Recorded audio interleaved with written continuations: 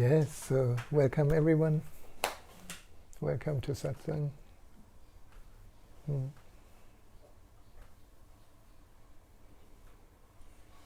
Did you see the colors of the sunset? Incredible, huh? Amazing. So also welcome to all the friends around the world who are joining us on Facebook Live tonight. For some of you it's morning, and it's always very beautiful to kind of connect beyond time and space to more and more friends that are interested in their own being.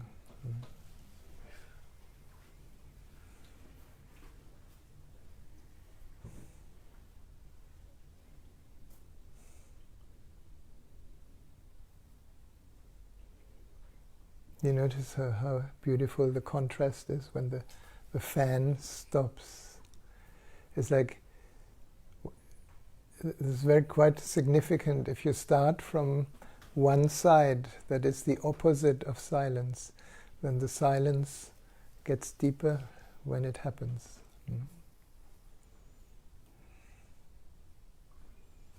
Or when you start with darkness, then the light gets brighter. Or when you start with chaos, harmony feels easier.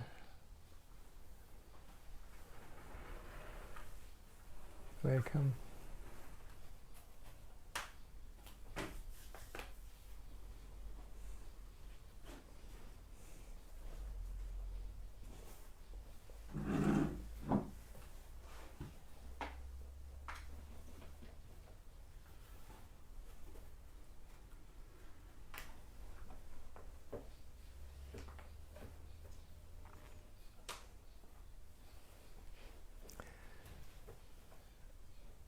Let's just sit for a little bit, maybe 15 minutes or so. Just nothing to do, nowhere to go. Drop all ideas of a better next moment. It never comes. It's just this moment, just here. Just allowing everything to be what it is.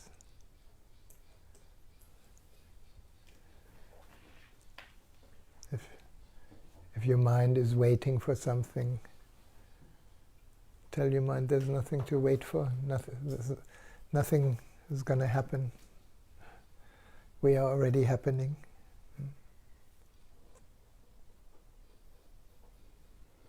And just enjoy a few minutes of non-doing, non-going, non-becoming. Know how to, know later, know earlier, no memory. It's funny that often when we talk about the truth, we can only talk about it in a negative way, which means I'm not this. We are not the body. We are not the mind. We are not the thoughts. We are not the feelings. We are not the story in our mind. We are not anything we can witness. Is there any doubt about that? I think you need to respond to me either like this or like this. So, otherwise, I have no idea if I talk into total emptiness. Of course, that's beautiful if you're really into emptiness. Yeah. Is there any doubt about that? You've got to constantly remind yourself. You've got to constantly remind yourself. Yeah, it's a good idea. Until everything around you and inside you is the reminder.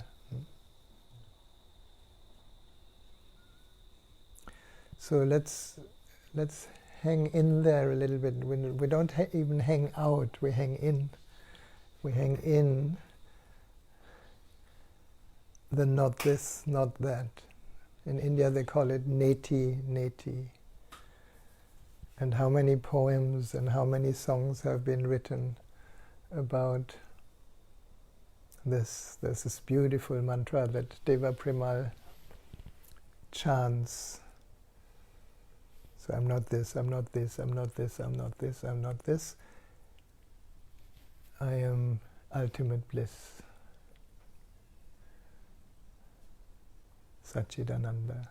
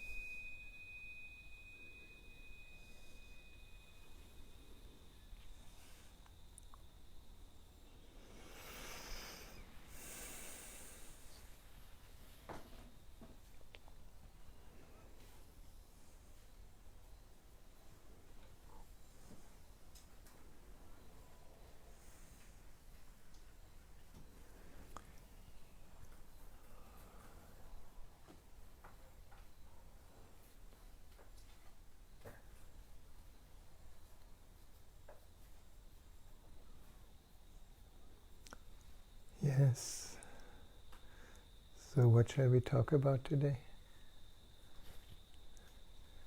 Any suggestions? Any heartfelt wishes? Any urgent, burning questions? This is the same for the friends around the world. Our friend Steve is here and he will read if you have any comments or questions online.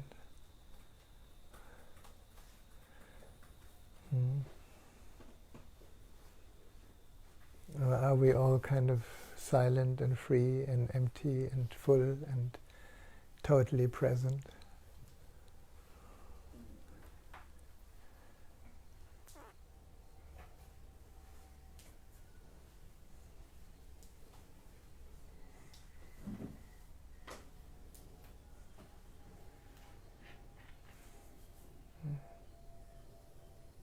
Well, we seem to be a lot freer in Australia than the rest of the world. We are a lot freer, at least from the outer freedom in Australia than in the rest of the world. That's true. And we are incredibly fortunate. If you talk to people in New York, in Munich,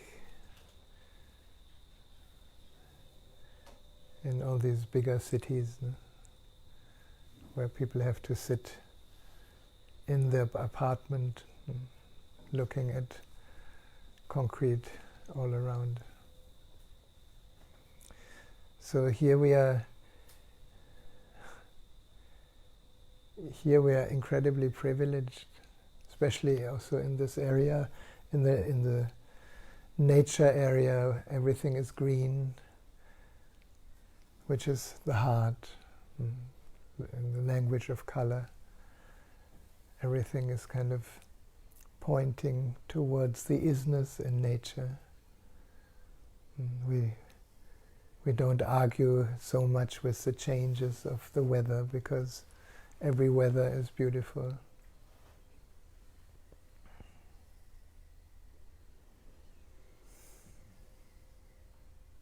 Maria has written and said, can you talk about the beauty of darkness? Oh, Maria, the beauty of darkness.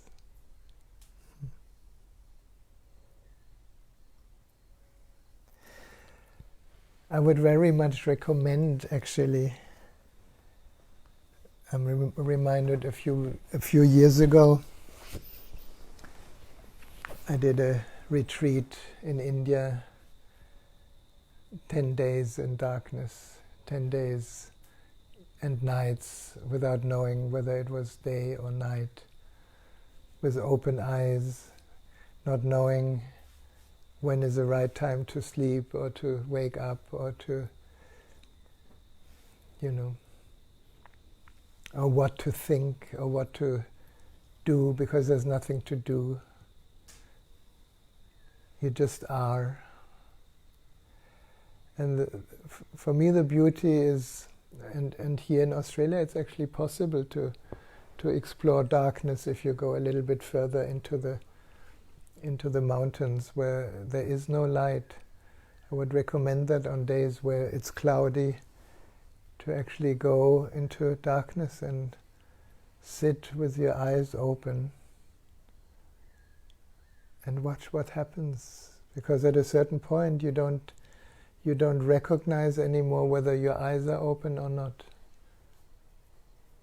And eventually the eyes become a window where darkness enters, and it begins to resonate with what I call what is closer to our true nature, which is no form. In darkness we don't see any form. In language we point through language to all these different states of our consciousness, and they all don't have a form. Consciousness itself doesn't have a form. It is conscious of form. So when we sit in darkness, I would recommend this. When I share about it, and then of course it's only a concept and to be believed or not believed. So don't believe it, let it be a possibility where after a while you actually merge in darkness. Then you are not there anymore. Or at least you, what we think is you or me, just dissolves into infinity. So, as a kid, we have, I don't know in Australia, but in growing up, at least in Germany, we have been made afraid of darkness. If you're not nice, we're going to lock you into a dark room. If you're not nice, I remember I never got locked into the cellar, but my brother was, and I was I was so scared that, in the cellar there are ghosts and all these terrible things happen to you. And when he came out of the cellar, he was very happy. Because nobody bothered him. And, it was a quiet place. So, in Germany, we were threatened with the dark man, der schwarze Mann. If you're not behaving, he will come and get you. And at the time we didn't know that it would be fantastic if the dark man comes and not only gets you, but turns you into darkness.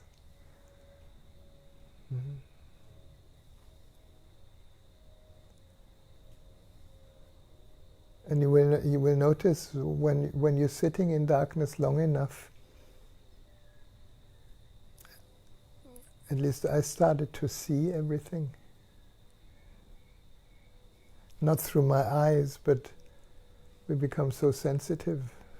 Like I could navigate through the apartment without visually seeing anything, but internally being totally aware of, the dimensions of the room and everything.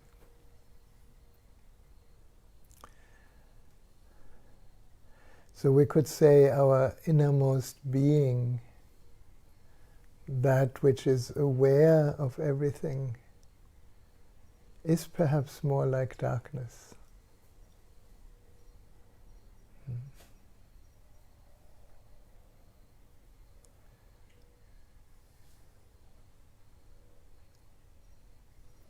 Yeah, Maria, I cannot say much more about this. We have to sit in darkness for a while. And in Sweden it's easy, in the Swedish winter. I don't know if you've ever been in winter in Sweden. It's just dark the whole time. It gets a little bit kind of, but above the polar circle, it's dark. But it's not quite dark. That's the funny thing. Does darkness exist? Does darkness exist? Let's get philosophical now, no? It's obviously it's experienced, but many things that we seem to experience don't exist. And if you say I experience myself, and eventually you investigate into yourself and you realize you don't exist. So who is experiencing what?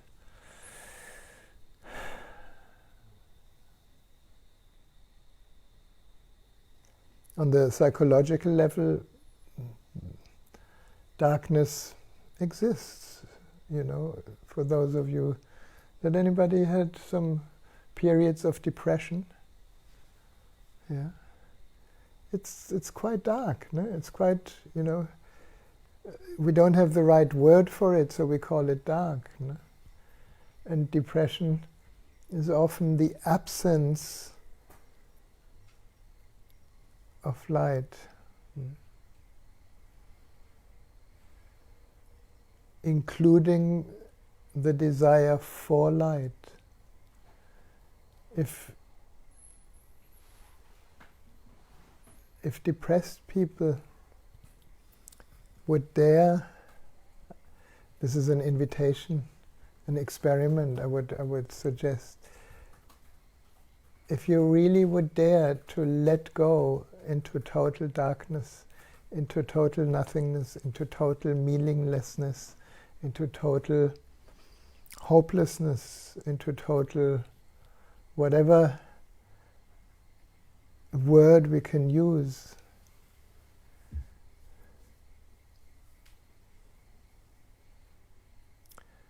my own experience is that then the interpretation or the mind that interprets that state has no chance.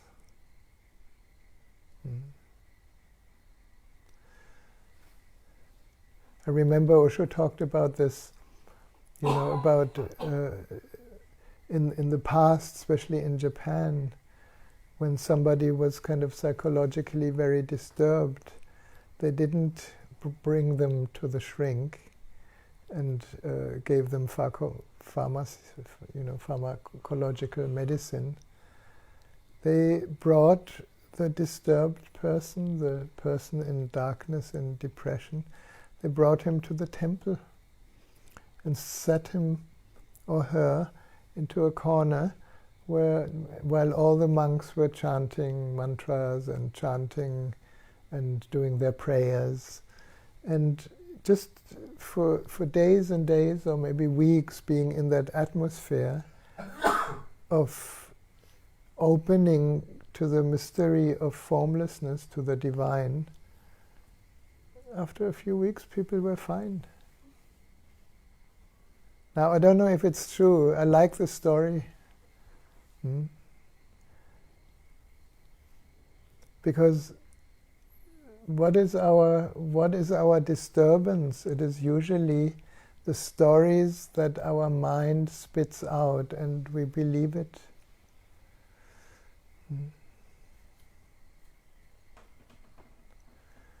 And if you have been kind of meditating, and I'm sure most of you have had this experience, that there comes a moment where you just kind of have a little smile about your mind because pretty much every thought is a lie.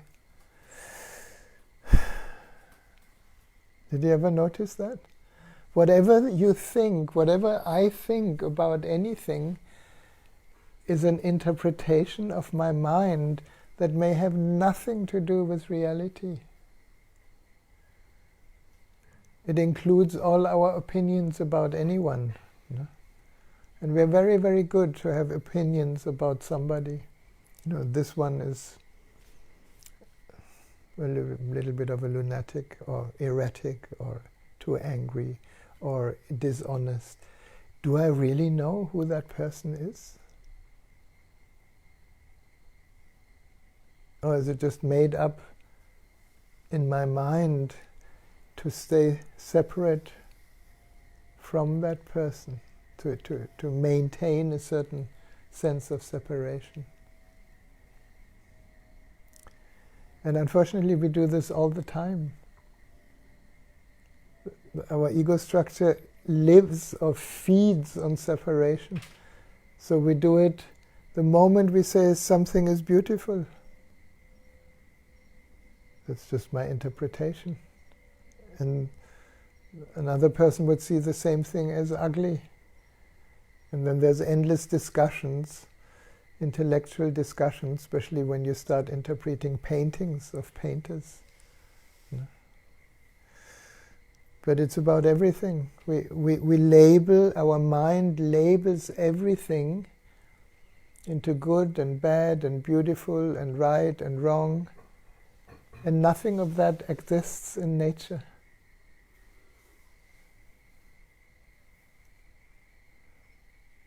So it may sound a little bit radical, but if you really investigate into any thought that appears, even what appears right now, and we have many, many thoughts, they're kind of random, like a random computer spitting out some words. Do you have that, or is it just me? Yeah? And sometimes you wonder, what the hell is going on in my head? No? Mm. And then, depending on the degree, we call ourselves sane or insane. I would say mind in itself is mostly insane, unless it is in service of presence. Then it's fantastic. Mind, the working mind, fantastic. Look what it can create. No? It can create a little system where through a little screen we can look at each other around the world. That's amazing. That is the beauty of mind. But that has not much to do with the thinking mind. That story that kind of keeps on going. And then we add to the thinking mind Netflix. Yeah? And then I include myself, and we get addicted to a series, and we really want to know what the next episode is. No? Melly and I, we're watching the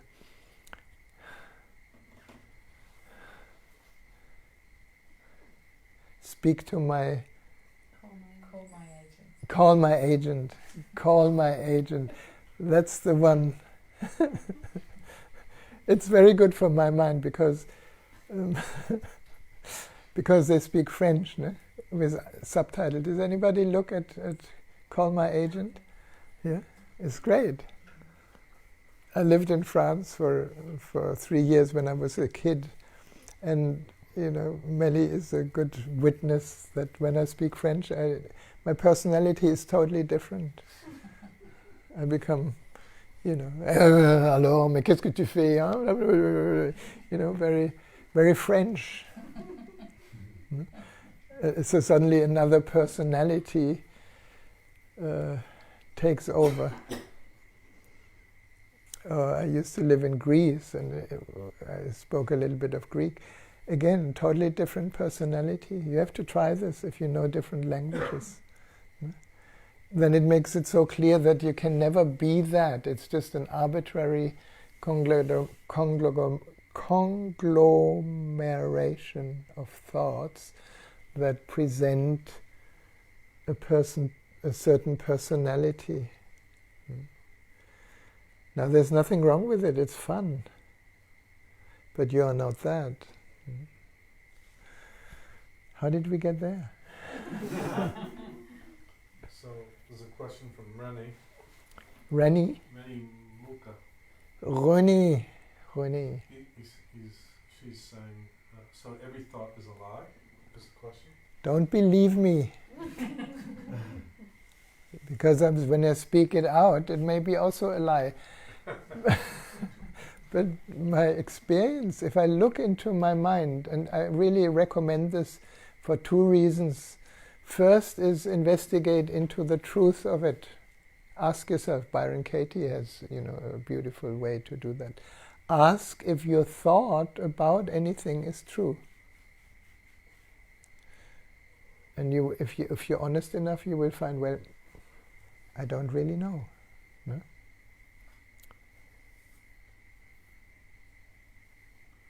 Can I really know whether it's true? No. So in this regard, we could say, yes, every thought is a lie. Why? Because every thought attaches to a sense of self that we are not. That's a good sentence. You need to write that down. You see, I listen to myself as much as you do. It's interesting what comes. Mm-hmm. Yeah. Every thought attaches to a sense of self that is not. That you are not. No? Right?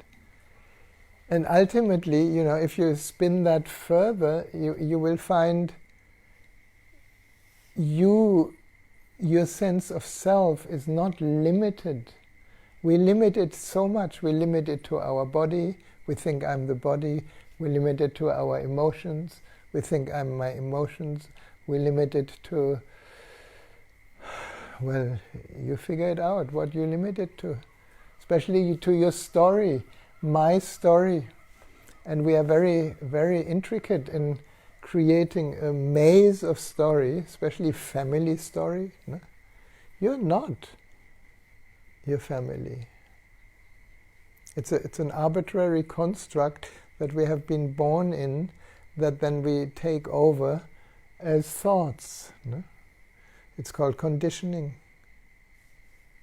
Do you notice that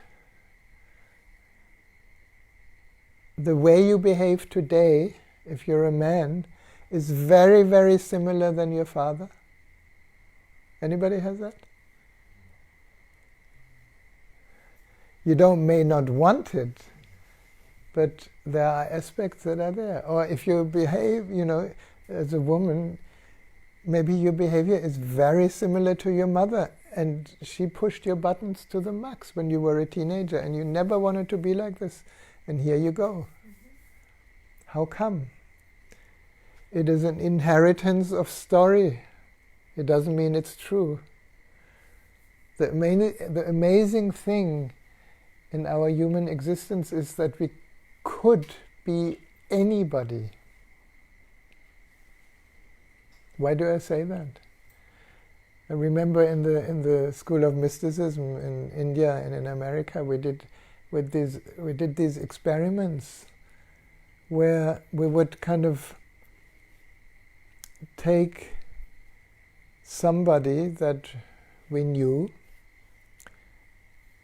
and then we would kind of go into a deep meditation, and actually it was more like a hypnosis, becoming this person. And I had one of the teachers in Pune who developed the Tibetan pulsing technique.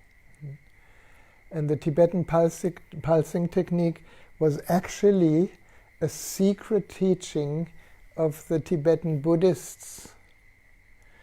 And this guy Dhiraj, who developed this, he actually shared this with the personal doctor of the Dalai Lama, and he said, "Where did you get this from? This is our most secret teachings. It's only for the absolute initiates." No? Now he didn't tell him, but he told us. It's very, very simple. I was just meditating and put myself into the body of this doctor that, expresses these secrets. And I was learning from inside Tibetan pulsing. Now, did anyone do family constellation? Yeah? It's very obvious. Somebody puts you into one position in a room in relation to other people. Maybe you are representing the mother of Steve. Yeah? And when That's not a good idea.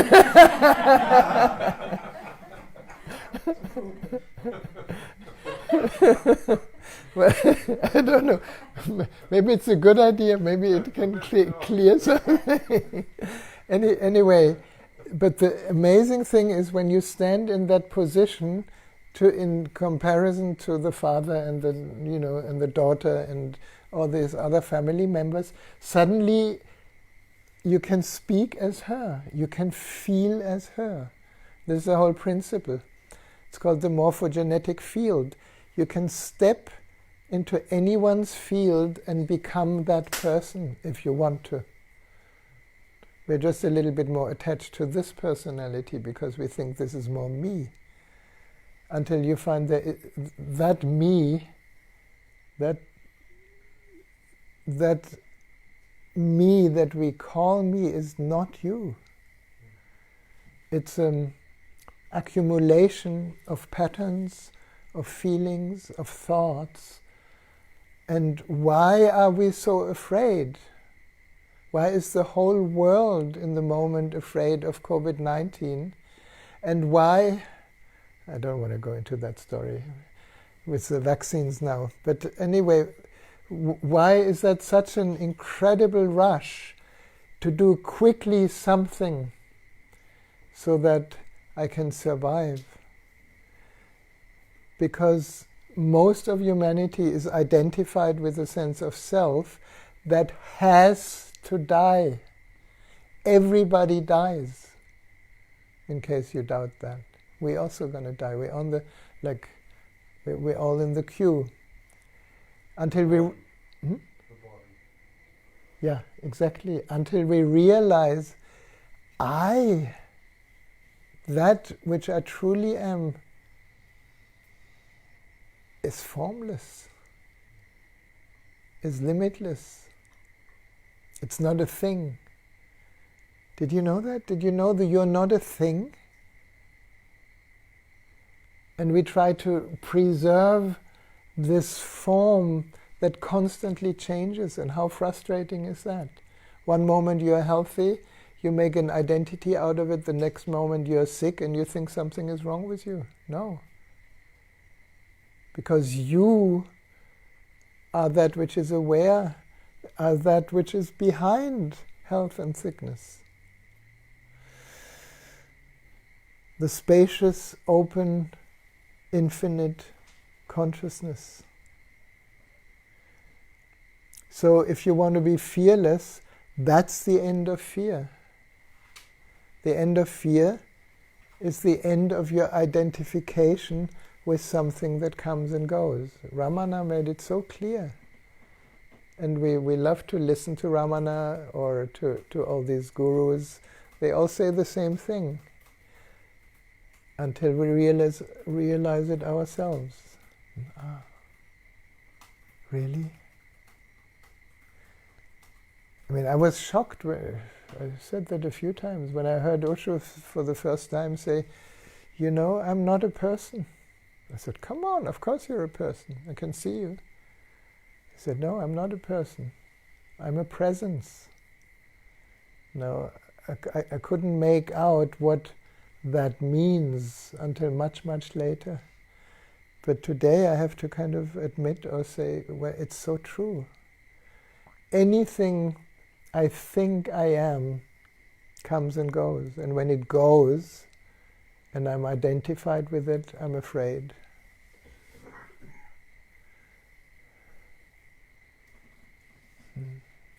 So the end of fear is the end of you.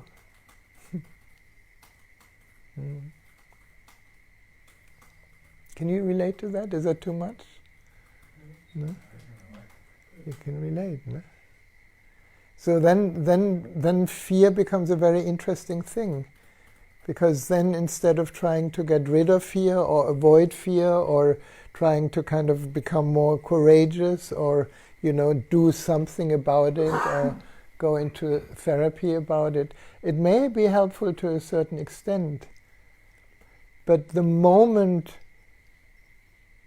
you remember, my God, actually I'm just that which is conscious of fear, so fear can be in me, just like every experience, mine and your experience, can be in me.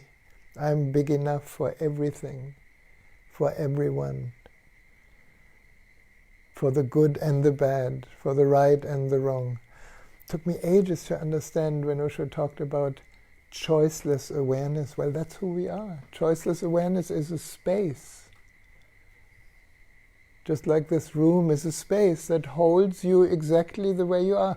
The space in this room has no opinion whether you're good, bad, right, wrong, beautiful, ugly. It doesn't matter. Man, woman. All that doesn't matter to you. You are the space.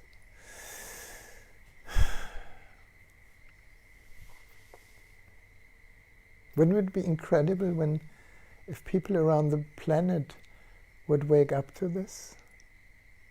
It's not Chinese, it's not,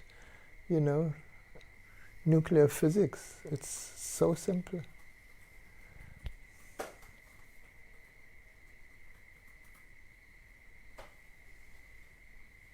Then we are present to the frogs. Our heart is singing with nature. The stillness of the night kind of is allowed to come into this room and touches the stillness in our hearts.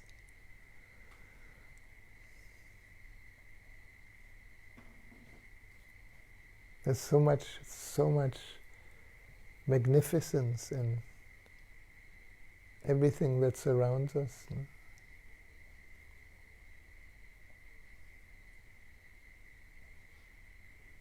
And then the glimpse of the sunset, like today, is not missed. It's savored as one miracle after the other. There's so many miracles happening all the time. And I think the greatest miracle is that at this moment, all of us here, we are here.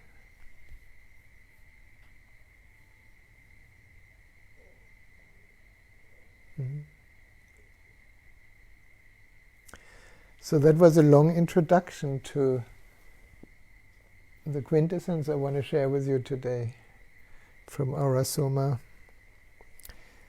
So it came in a different context, but it's a green quintessence, and green obviously is the color of the heart.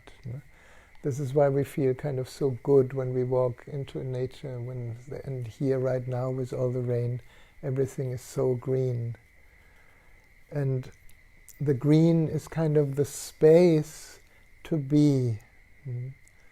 And the quintessence is called Hilarion. Hilarion is a master. So like all quintessences are connected to the names of masters. And why is that? What does master mean? Master simply means somebody who has realized who he is as a vibration, as a presence, as a field, as a space. No? And then, of course, when the absolute formless begins to take form, how to say this? It's like the first light. And when the first light hits the prism, it kind of goes into all the colors of the rainbow, into very unique qualities. So the quintessences in Aura Soma point to different essential qualities that we all carry. We all have a heart. We all have the capacity for compassion, for space, for listening, for loving, because we are that. And then eventually that ray, the green ray, manifests in different bodies in different ways. And if you're kind of more connected to the Tibetan Buddhism, at the end of a Rinpoche's life, if he's very advanced, I don't know how they do it, but it's quite amazing. I haven't seen it, but I have heard it many times, that when a highly developed Lama leaves the body, there is one so-called technique. They sit in meditation and their body shrinks.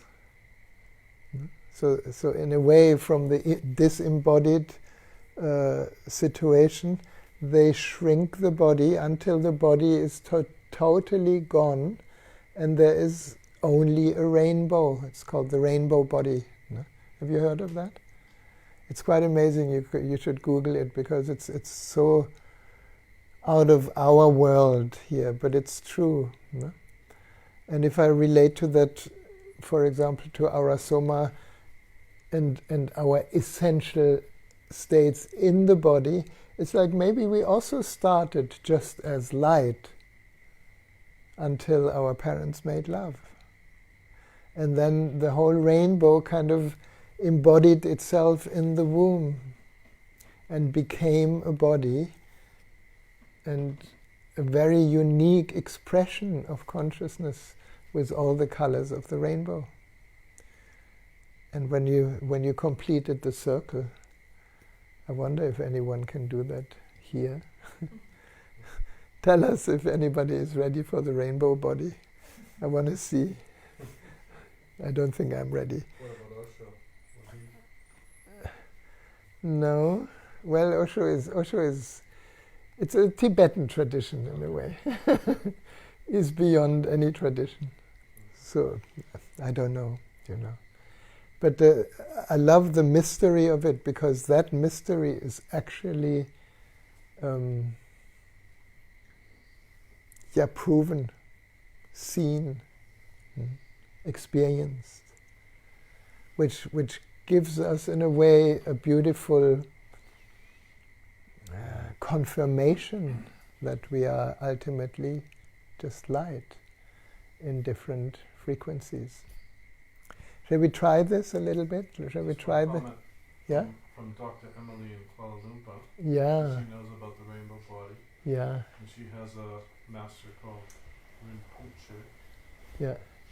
She says also when they go into the rainbow body, they do not decay for ages and the body remains in meditation for weeks. Yeah. When her Rinpoche died, I could not attend his funeral because his body was in meditation for 3 months after his death. Yeah. Yeah. That's basically the common way, and then the uncommon way is actually to shrink and disappear as light, apparently. I don't know that, so I just kind of refer to what I read and heard. But Emily, she's very connected, Manuraga, to these Rinpoches, and maybe Emily, maybe you have seen or you have witnessed the rainbow body. I would be very curious. Which means nothing ever dies, just the form changes. So, if you could all stand up and I give you 3 drops of the magic potion, Hilarion, the essence of the heart. And you get 3 drops on your left wrist, and when you receive them, rub them onto your wrists and close your eyes.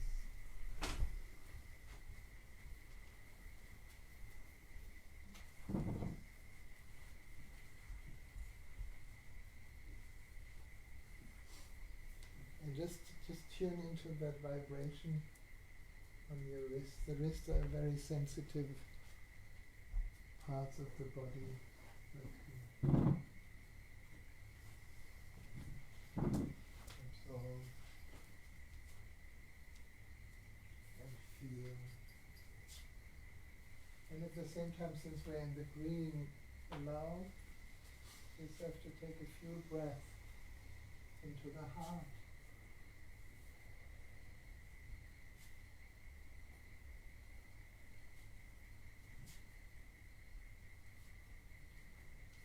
Allowing this light green ray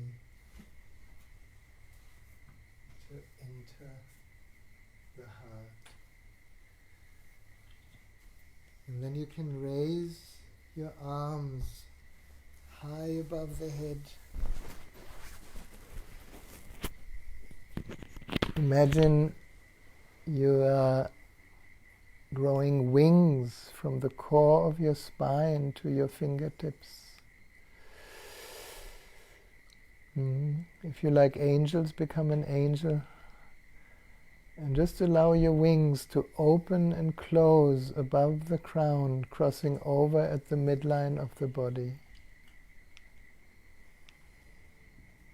Bringing the vibration of Hilarion into all the layers of your aura. Now, in the opening of your wings, just imagine you're opening to the whole existence, to the whole universe. And in the embrace of your wings above your crown, allow that universe to be embraced also within, through the crown. You may have heard of this concept of the inner sky. So the opening to the outer sky, the embrace of the inner sky. And then you can allow your wings to open and close around the third eye, the forehead center. In the opening, drawing the curtain of all our projections. And in the closing, embracing that capacity to see reality as it is. That's only possible when there's no more projection. And just feel how the third eye, the forehead center, has that capacity of choiceless awareness. And then embracing your throat. In the opening, drawing the curtain of all your beliefs. Beliefs are just thoughts. And we have concluded that maybe none of our beliefs is true. It is just a conglomeration of thoughts. Draw that curtain open, and we can embrace the unknown, the not knowing, that creative energy that comes out of the infinite nothingness and expresses itself. And now allow your wings to open and close around the heart. In the opening, drawing the curtains of all our shoulds and should nots, all our ideals, how we think we should be or should not be. And the embrace, in the embrace, embracing your innocence, your open heart, your spontaneity, and allowing your wings to rest over your heart for a moment. Receiving the vibration of Hilarion deep in the silence and spaciousness of the heart.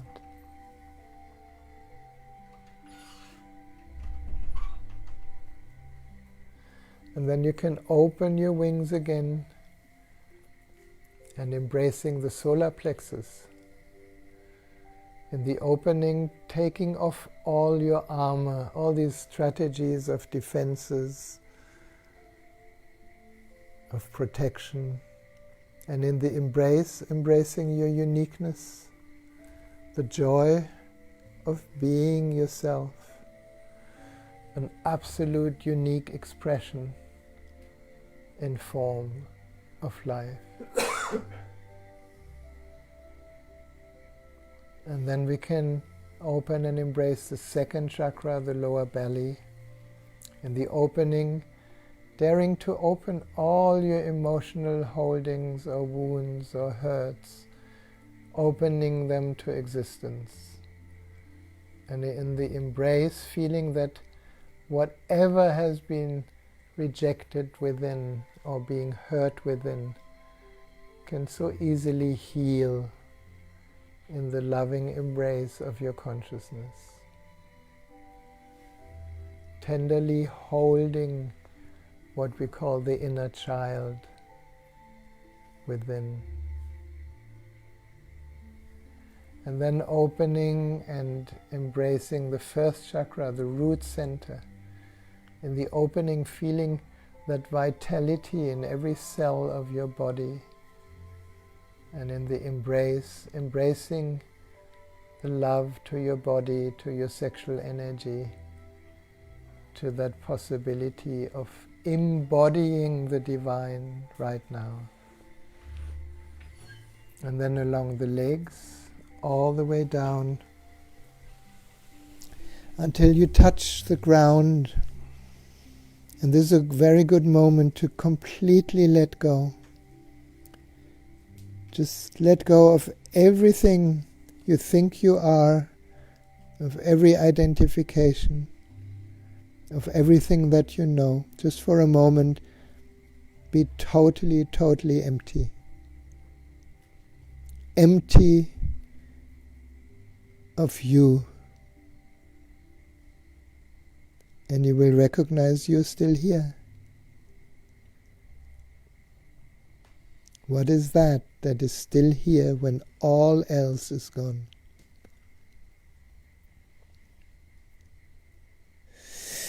And then you can come up and unwinding your wings around each other in a backward spiral, just symbolically unwinding any residues of the holding fibers of the mind, until for a moment we stand open more like a being of light, and in this case like Hilarion, green light, which in the Sufi tradition is also the color of Khidr, the mysterious Sufi guide that appears and gives you the right messages in the right moment, what the next step is in your life. And then you can bring your palms together and your wrists close to your nostrils, and taking 3 deep, deep breaths into the temple of the body.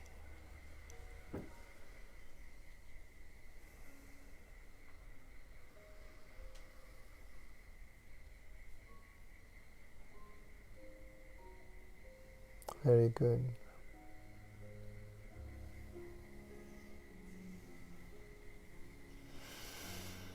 And then we can sit down.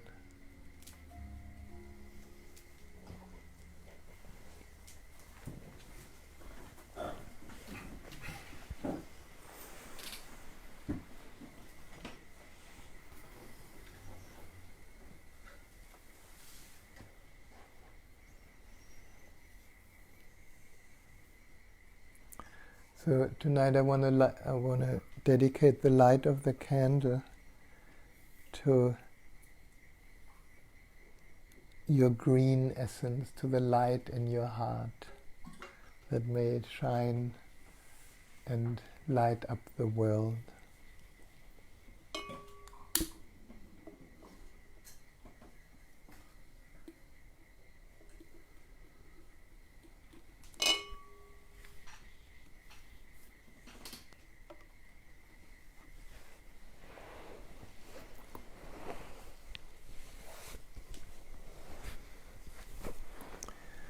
Very good. Now we started with a silent sitting, and my feeling is we just continue. We kind of came up back into the surface, into more stories, and now we fall back behind every story, deeper than thoughts, deeper than feelings, deeper than the body, deeper than the breath, deeper than the heartbeat. Just it's like a shortcut in deeper than all experiences. And rest as the witness, rest as that which is aware of all experience. And we're going to sit maybe another 10-15 minutes just enjoying this inner space.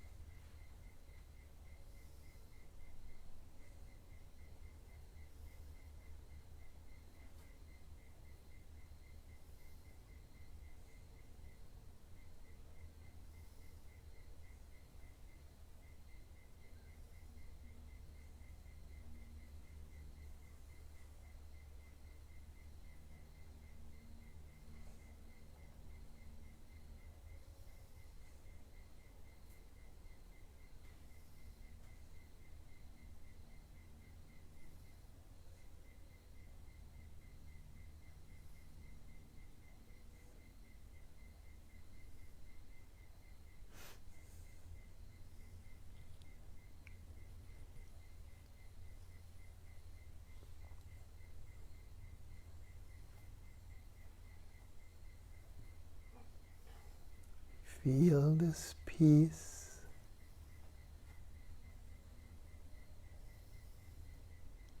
Feel the silence that permeates every cell.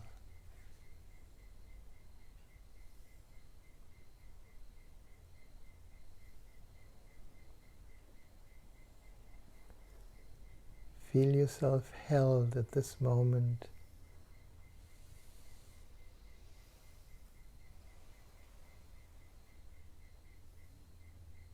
by the invisible space.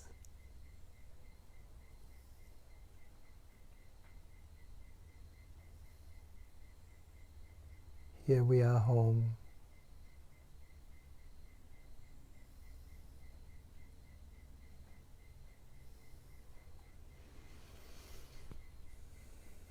And from here, if you like, you can take a deeper breath,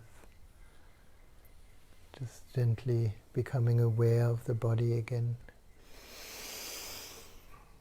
And maybe giving it a little stretch as you bring with you the peace and the joy and the relaxation of being, until you find a good moment to open your eyes to a completely new moment here.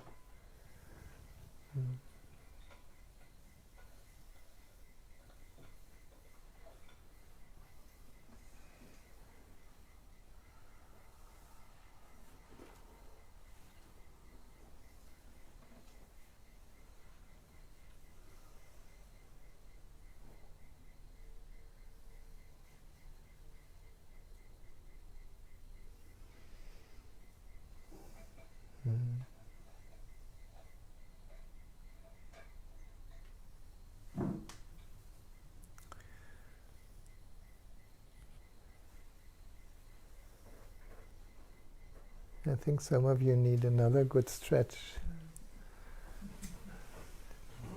That's right.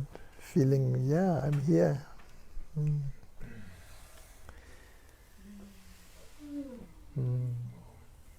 Now, there's not so much time left, but we have a little bit of time for anything you would like to say or ask, or anybody who has a question around the world or some comment, something that you would like everyone to hear. Or if anything pressing moves you, you're very welcome.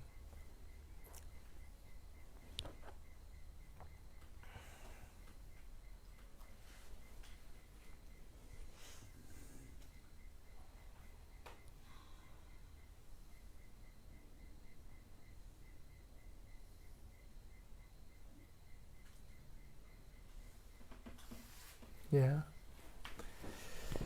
Steve. Come a little closer so that they can see you. Good.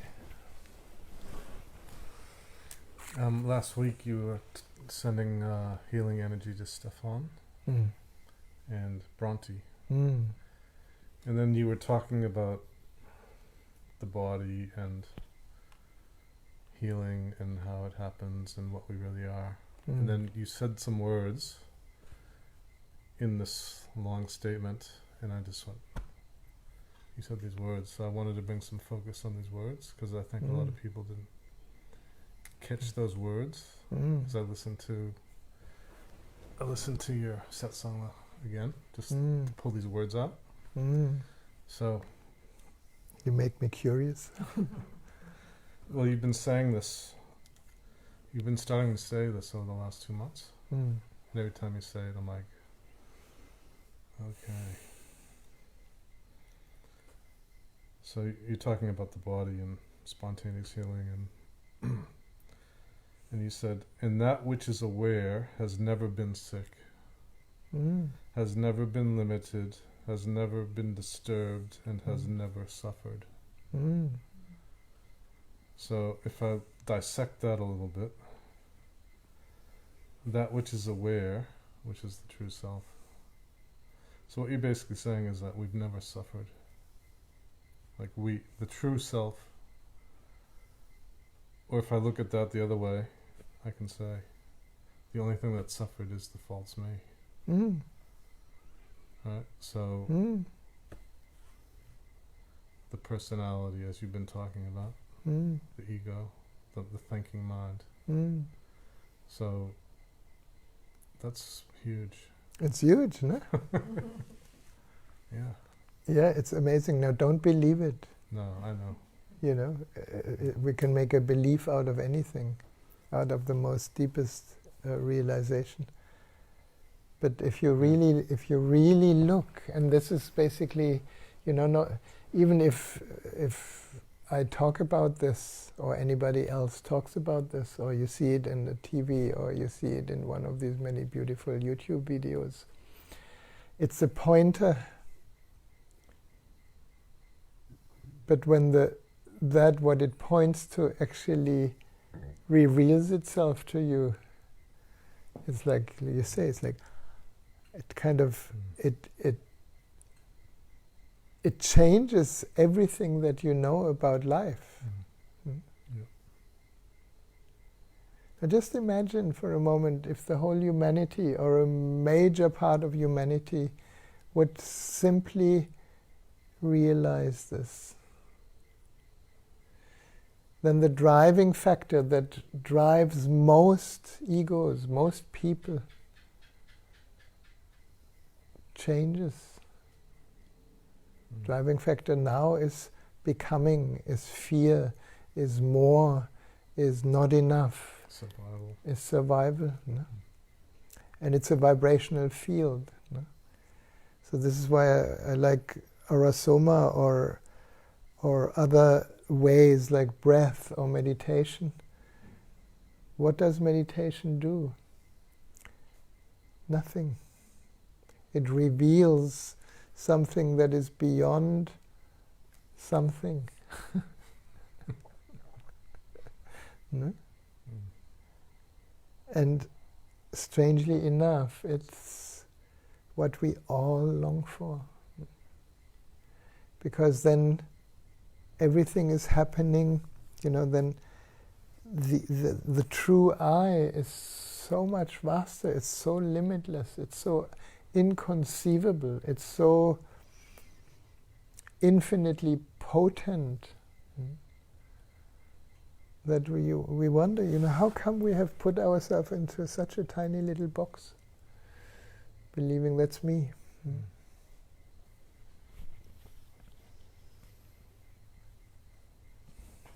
So I'm happy it hits you. Let it hit you harder. No. Yeah. And it hits me deep because, you know, Yeah. because I've faced a lot of suffering and I've faced death. Yeah. And then in that, Yeah. I experienced that. Yeah. What Yeah. you just said. Yeah. And you know, somebody said today, you know, why we're here? We're here just to be reminded. It's a very good reason, you know. I love these meetings just to remind myself. It's quite selfish. It's like, okay, the mind is such a distraction. No? Our storytelling, jabba, jabba, jabba, is such a distraction. And then to come back, oh, wow, yeah. And then the test will be, of course, you know, we're coming all into a certain age where some people in our age have already left, so we are in the queue. No? We're all in the queue. There's no question about it. And you know, we're coming closer. And you know, my deep prayer is, well, what I sense to be true, what has been spoken, I don't know if I can actually remember this maybe when the body gets really sick. I do hope so. No? Not just remembering, but realizing, wow. And then the question, this is a good question for you. If you would die the next moment, what's the major question for me? For me, the major, most important question is, have I loved enough? Everything else becomes irrelevant, whether if you make millions or no money or how many relationships, or only one, all that doesn't matter. Have I experienced myself as love? Have I shared that? Yeah. The first time I met you, in 1999, and I had just I was facing death then. Didn't know you from anybody. Hadn't meditated ever. And then we had a session in Milana in the back room. And then we sat down and you asked me a few questions. And then you said, if you died tomorrow, what would you miss the most? That was the beginning of something big. And it's more intelligent than kind of believing your fear in an invisible virus. There may be a reality of this virus, but it is just a device, like everything in life is a device to be awake, to bring your attention to the essential. Right? What is essential?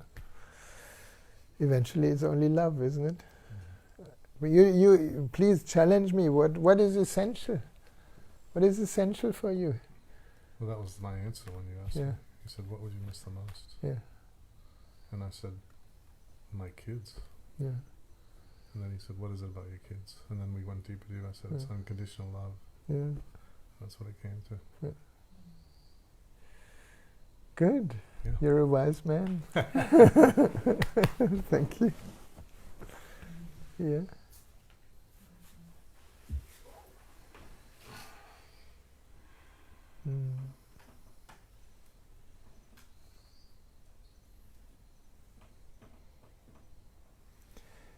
And even though we have heard it hundreds of times, I remember I was in Pune at one of Osho's birthdays.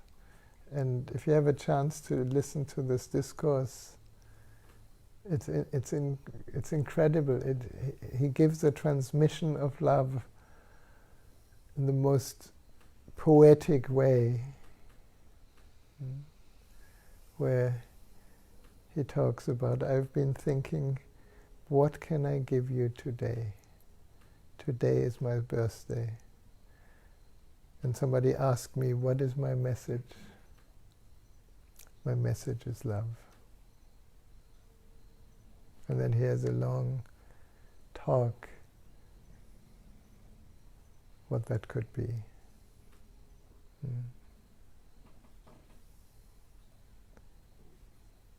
Many of us park in a very primitive dimension of love. I call it primitive. It's like, I love my car. Or I love a glass of wine. Or it gets better with I love my partner. Or it gets even better, I love my children, because it's more unconditional. And then eventually it's not an object anymore. If we understand existentially that I'm not an object,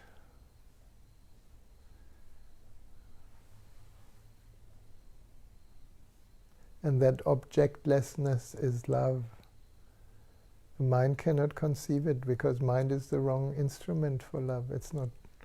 Mind mind tries to make a concept out of love, no? And yet we are that.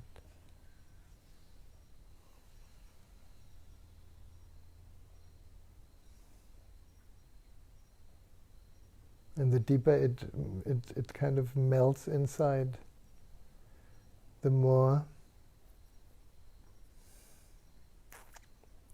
it wants to be shared.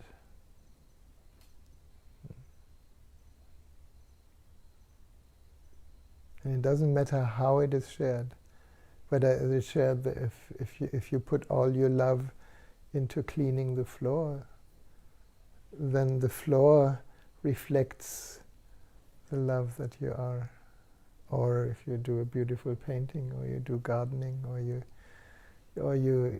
like you practice loving kindness without practicing it as a having to do, but just because love in expression is kindness, it just wants to be kind.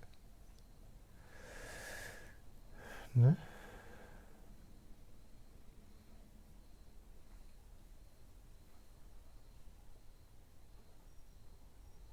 So all these beautiful Buddhist principles, or also the Christian principles in a way, or the Muslim principles, they all point towards the same thing.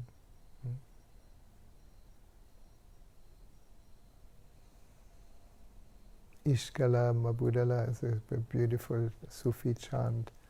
God is love, and love is God. But we keep that godliness outside of ourselves. We project it onto a fantasy, not realizing that everything is me, including the divinity.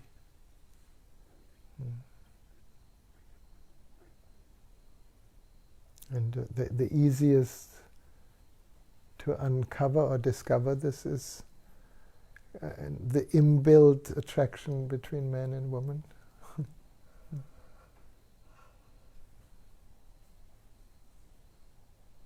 And if you're in a relationship, and when you begin to see your partner not just as another human being with a unique ego, but as an embodiment of the divine, it cannot get better than that. Until you realize even that other doesn't really exist, it's all you.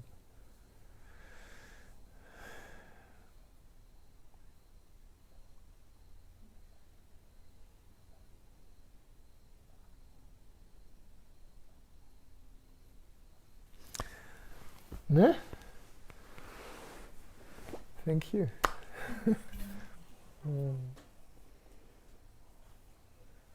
Thank you, thank you, thank you. You have a wonderful, loving evening, rest of the day. And we have another satsang next Friday. Now, I think I made that announcement before. In the moment, like tomorrow and day after tomorrow, I'm sharing the second part of a coming home course online. The organizer is in Sweden, so the online Zoom will be from 7 p.m. to 9 p.m. And I'm not sure, maybe whoever listens to me in Sweden right now who is part of that program, I don't know if you can still sign in if you like. It costs a little bit, it's not very expensive, which is like a 3-hour session tomorrow and 3-hour session day after tomorrow. Moving deeper and deeper into inquiry and recognition, what is actually meant by being home. Marcia? Yeah. Next Friday is Tantra. Ah, So thank you. Okay. Next Friday is no satsang. Thank you. Good. I'm glad that some people still have Melly has a very good mind. She remembers.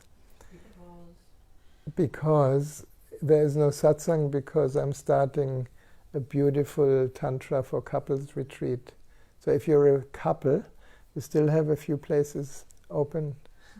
If you suddenly want to jump in as a couple to have the most beautiful week of your life, I'm boasting a little bit, but it's true. It is one of the most beautiful times you can spend with each other, in love and presence, and finding ways, instead of kind of pulling each other down through your ego structure, lifting each other up through your brilliance of love and presence and care and sharing and sexual union and divine union, and I mean many things, many superlatives I can say. We still have some space for you, but it needs the both of you. There's some brochures on that little table. So no satsang next Friday, but satsang again Friday after that, because the retreat stops on Thursday. Yeah? Thank you, Millie. Great. Have a beautiful evening. Thanks for being here. There's tea and cookies outside. If it's too many mossies, take your tea in here. No? Thank you. And thank you around the world for being with me here. It's beautiful. Namaste.